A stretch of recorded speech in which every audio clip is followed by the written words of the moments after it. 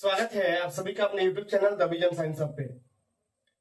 हम लोग electric chapter पढ़ रहे थे और इलेक्ट्रिक चैप्टर में विद्युत विभव क्या होता है, विभवांतर क्या होता है, इसको पिछले क्लास में देखे थे। उसी श्रृंखला को आगे बढ़ाते हुए आज विद्युत चैप्टर से संबंधित कुछ छोटा छोटा इलेक्ट्रिकल डिवाइस है, उसके बारे में हम लोग स्टडी करेंगे। तो सबसे पहले अभी हम लोग को पढ़ना है एमीटर। यहां हम लोग हेडिंग लिखते हैं एमीटर, इसी को ही बोला जाता है एमीटर।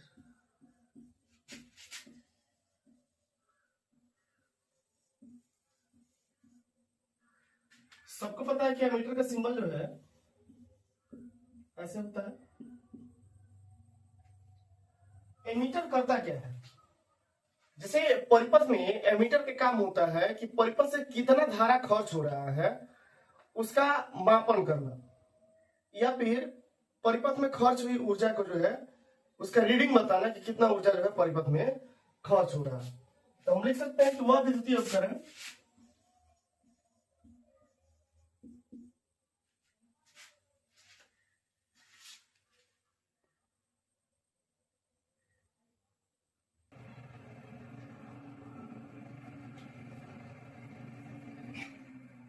तो यहाँ एमीटर का डिफिनेशन लिखा गया है कि वह विद्युतीय उपकरण जिसकी सहायता से धारा मापा जाता है एमीटर या एमीटर कहलाता है। अब जो है हमसे यहाँ क्वेश्चन पूछता है कि एमीटर को किस क्रम में जोड़ा जाता है। हम लोग आगे पढ़ेंगे कि प्रतिरोध जो है उसका संयोजन कैसे किया जाता है, प्रतिरोध क्या होता है। फिलहाल समझिए कि प्रतिरोध जो है उसका संयोजन तीन तरह से किया जाता है। सबसे पहला होता है श्रेणी क्रम समूह जिसको बोला जाता है सीरीज कॉम्बिनेशन, दूसरा होता है समानांतर क्रम समूह जिसको बोला जाता है पैरेलल कॉम्बिनेशन, और तीसरा होता है मिश्रित क्रम समूह जिसको बोला जाता है मिक्स्ड कॉम्बिनेशन। तो जो एमीटर होता है इसको परिपथ में हमेशा ध्यान रखिएगा श्रेणी क्रम में जोड़ा जाता है। श्रेणी क्रम में जोड़ा जाता है मतलब सीरीज में जोड़ा जाता है, सीरीज कॉम्बिनेशन किया जाता है।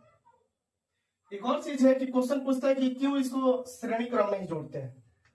तो एमीटर को श्रेणी क्रम में जोड़ने का सबसे बड़ा रीजन है कि परिपथ से जितनी भी धारा है इससे होके गुजरे, और जब परिपथ में जितनी सारी भी धाराएं हैं जब ये एमीटर से होके गुजरेगा तो कितना धारा खर्च हो रहा है इसका माप जो है हमको पता चलेगा।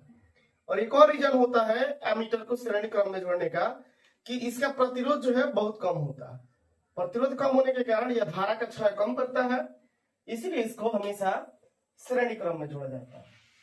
ध्यान रखिएगा, एक आइडियल जो एमीटर होता है, आदर्श एमीटर जो होता है उसका प्रतिरोध, उसका रेजिस्टेंस शून्य होता है। प्रतिरोध किसका? एमीटर का, या हम लिखते हैं आदर्श एमीटर, आदर्श एमीटर। तो आदर्श एमीटर का प्रतिरोध जो है शून्य होता है, जीरो होता है। एक और उपकरण है जिसको हम लोग बोलते हैं volt meter, volt meter, volt meter. Volt meter से परिपथ में किन्हीं दो बिंदुओं के बीच के विभवांतर को मापा जाता है। पिछले क्लास में हम लोग विभव और विभवांतर पढ़े हैं, और ये यहां कह रहा है कि जो वोल्ट मीटर इलेक्ट्रिकल डिवाइस होता है इसकी सहायता से हम परिपथ में दो विभवों के या दो बिंदुओं के बीच के विभवों के अंतर को मापते हैं। लिख सकते हैं कि वह विद्युतीय उपकरण, वह विद्युतीय उपकरण जिसकी सहायता से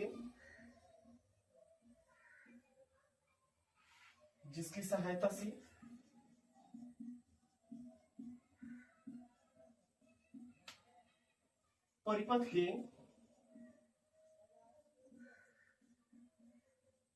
किन्हीं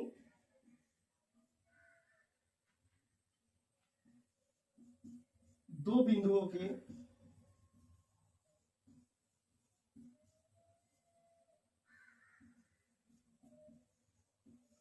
बीच के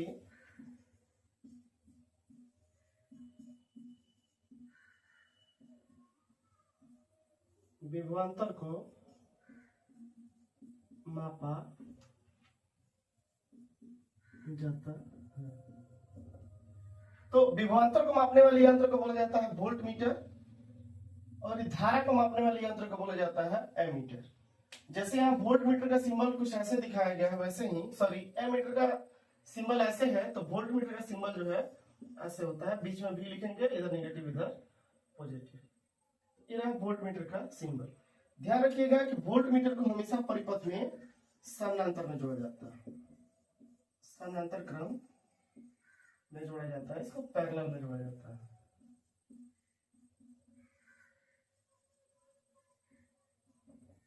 पैरेलल कॉम्बिनेशन किया जाता है। तो क्वेश्चन यहाँ सीधे सीधे पूछ लिया जाता है कि वोल्ट मीटर को समानांतर क्रम में ही क्यों जोड़ा जाता है। रीजन है कि वोल्ट मीटर को समानांतर क्रम में इसलिए जोड़ा जाता है क्योंकि वोल्ट मीटर का प्रतिरोध उच्च होता है।